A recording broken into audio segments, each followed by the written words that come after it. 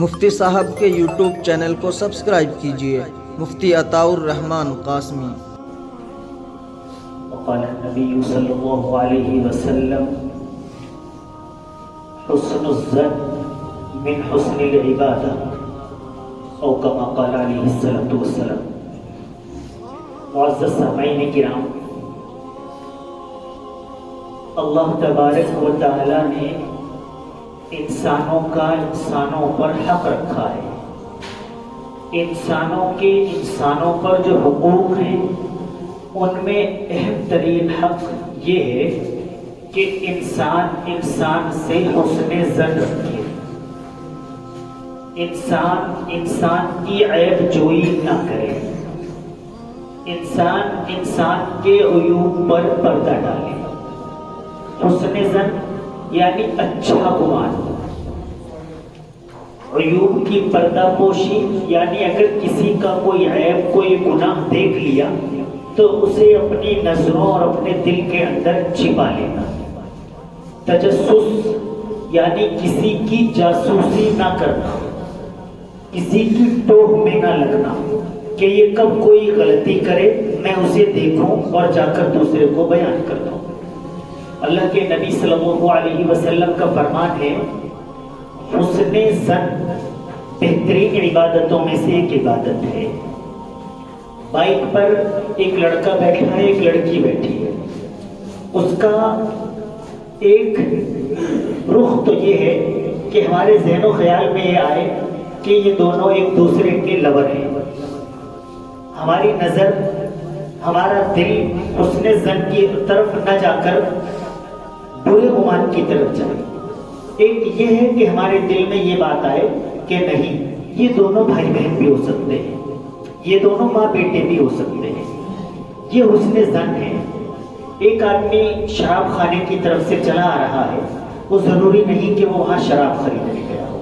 حسن ظن یہ ہے کہ ہو سکتا ہے اسے شراب خانے کے مالک سے کچھ کام ہو، ایمرجنسی اس کو جانا پڑ گیا ہو، تو یہ حسن ظن ہے۔ اور برا گمان یہی ہے کہ آدمی مسجد سے بھی چلا آ رہا ہے اور میری اس سے مخالفت ہے تو میرے دل میں حسن سو بیکار اور غلیظ ہی ظن آئے گا، گمان میرا بیکار ہی ہوگا کہ مسجد سے ضرور آ رہا ہے لیکن اس کا دل سیاہ ہے، یہ مسجد سے ضرور آ رہا ہے لیکن یہ گنہگار ہے، یہ مسجد سے ضرور آ رہا ہے لیکن یہ ظالم ہے۔ یہ اچھا گمان ہمیں رکھنا چاہیے، اس کا اللہ نے قرآن کریم کے ذریعے اور نبی کریم صلی اللہ علیہ وسلم نے احادیث کے ذریعے ہمیں حکم دیا ہے۔ حکم ہے یہ ہمارے لیے کہ ہم حسن ظن رکھیں۔ اللہ تبارک و تعالیٰ نے کسی کے عیوب پر پردہ ڈالا ہوا ہے اور آپ زبردستی اس پردے کو چھاپ کرنا چاہتے ہیں، اس کی برائی کر کے، اس کی غیبت کر کے، اس پر تہمات و بہتان لگا کر، تو اللہ تبارک و تعالیٰ کی یہاں بخشش نہیں ہے۔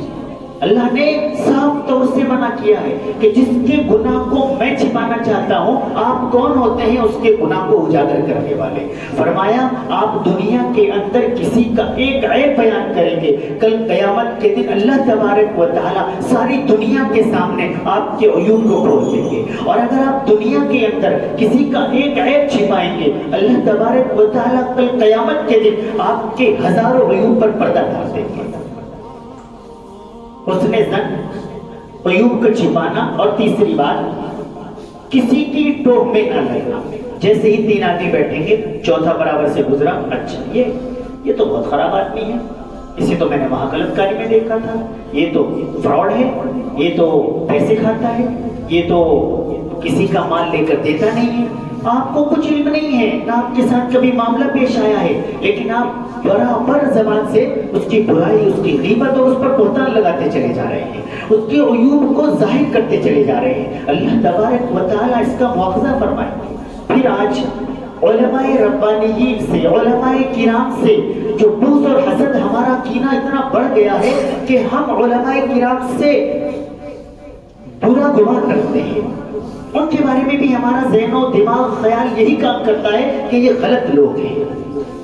حضرت حسین احمد مدنی نبر اللہ مرقدہ حج سے تشریف لائے، ٹرین میں سفر کر رہے تھے ہندوستان میں، غالباً جیسے ممبئی سے پہلے جہاز جاتے تھے تو ممبئی سے ٹرین میں آ رہے ہوں گے، بیٹھے ہوئے تھے، ایک جنٹل مین برابر میں بیٹھا ہوا تھا انگریز، اسے قضائے حاجت کی ضرورت پیش آئی، وہ ٹوائلٹ گیا اور واپس آ گیا اور پریشان تھا۔ کسی نے پوچھا بھی آپ ٹوائلٹ گئے تھے، فارغ ہو کر نہیں آئے، جلدی آگے؟ کہنے لگے کیا بتائیں، گاڑیاں اتنی گندی رہتی ہیں، ٹوائلٹ اتنی گندی ہے کہ وہاں گھسنا بھی مشکل ترین عمل ہے۔ کچھ دیر کے بعد حضرت مولانا سید حسین احمد مدنی نور اللہ مرقدہ اٹھے، ٹوائلٹ گئے، ٹوائلٹ کو بالکل کلین کیا، صاف کیا اور آ کر بیٹھ گئے اور کہا کہ بھائی وہ میں ٹوائلٹ گیا تھا، وہ تو بالکل صاف ہے، آپ کہہ رہے ہیں گندی ہے۔ تو وہ جنٹل مین پھر دوبارہ گیا اور فارغ ہو کر آیا اور کہنے لگا کہ واقعی یہ کسی نے صاف کر دی ہے۔ تو وہیں ایک خواجہ نظام الدین نام سے ایک شخصیت بیٹھی ہوئی تھی ٹرین کے اندر، اسی کوچ میں، انہوں نے وہ سمجھ گئے کہ ٹوائلٹ گندی تھی، مولانا گئے ہیں ٹوائلٹ صاف کر کے آئے ہیں۔ تو خواجہ نظام الدین فرماتے ہیں کہ میرے دل میں مولانا کے تعلق سے بہت برے گمان رہتے تھے، میں مولانا کے متعلق طرح طرح کی چیزیں سوچتا تھا، میرا ذہن و دماغ مولانا کے خلاف ان کے اپوزٹ کام کرتا تھا، وہ اچھا کام کرتے میرے دل میں اس کی برائی آتی، لیکن آج میرا دل صاف ہو گیا، واقعی علماء ربانیین ان کے مراتب بڑے بلند ہو گئے۔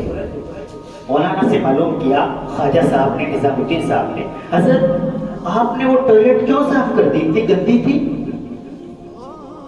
لے آج مجھے اس چیز کا بھی احساس ہوا کہ جو میں آپ کے بارے میں غلط گمان رکھتا تھا وہ آج بالکل دھل گئے، صاف ہو گئے۔ مولانا نے مزید یہ بات فرمائی کہ میں نے تو سنت نبوی پر عمل کیا ہے۔ کس پر عمل کیا ہے؟ سنت نبوی پر۔ اور چونک گئے کہ اس کا مطلب نبی کریم نے بھی ٹوائلٹ صاف کی ہے، سنت نبوی کا مطلب تو یہی ہے۔ مولانا نے بتایا ہاں میں نے سنت نبوی پر عمل کیا ہے۔ کیسے؟ کہ ایک مرتبہ نبی کریم صلی اللہ علیہ وسلم کے یہاں ایک یہودی مہمان آیا، اللہ کے نبی صلی اللہ علیہ وسلم نے اس سے بات چیت کی، شام ہو گئی، شام کو کھانا کھلایا، کھانا بہت اسپیشل تھا، یہودی نے ٹھیک ٹھاک کر کے کھانا کھا لیا، وہ سو گیا۔ سونے کے بعد اسے رات میں اس کی ٹوائلٹ نکل گئی، اس نے وہیں پر پائخانہ کر دیا بستر کے اوپر، اور وہ اس کا پیٹ اتنا نرم ہو گیا تھا کہ اسے علم نہ ہو سکا اور وہ صبح اٹھ کر ایسے ہی چھوڑ کر بستر کو چلا گیا۔